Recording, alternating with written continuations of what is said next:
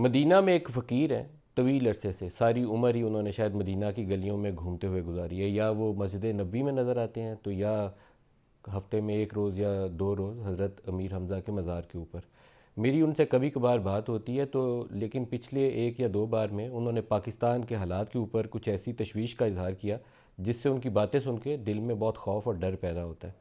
وہ کہتے ہیں کہ پاکستان کے جو بااختیار لوگ ہیں، جن کے پاس فیصلے کرنے کا اختیار ہے، وہ پاکستان کے لیے اکٹھے کیوں نہیں ہوتے؟ جو پاکستان کو چیلنج درپیش ہے اس کے لیے ان ساروں کو سر جوڑ کر کوشش کرنی چاہیے، یہ کرتے کیوں نہیں ہیں؟ کہتے ہیں میری بات جا کے سب تک پہنچاؤ۔ اور آگے سے وہ کچھ باتیں، ایک فقیر آدمی ہے، درویشی کے عالم میں بعض باتیں ایسی بولتے ہیں جیسے وہ کہتے ہیں کہ مزارات کے اندر جو لوگ بیٹھے ہوئے ہیں وہ دشمن کے ہیں، وہ پاکستان میں خون ریزی میں ملوث ہیں۔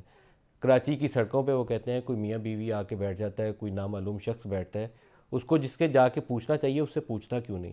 تو اس ملک کے جو بڑے ہیں، جو عالم ہیں، جو لیڈر ہیں، جو سیاسی رہنما ہیں، جو اس کرسی پر بیٹھے ہیں جسے فیصلہ کرنے کا اختیار ہے، وہ کچھ کرتا کیوں نہیں ہے؟ تو مجھ سے بھی انہوں نے کہا تمہیں میں نے اتنی بار کہا تم کیوں نہیں کچھ کرتے؟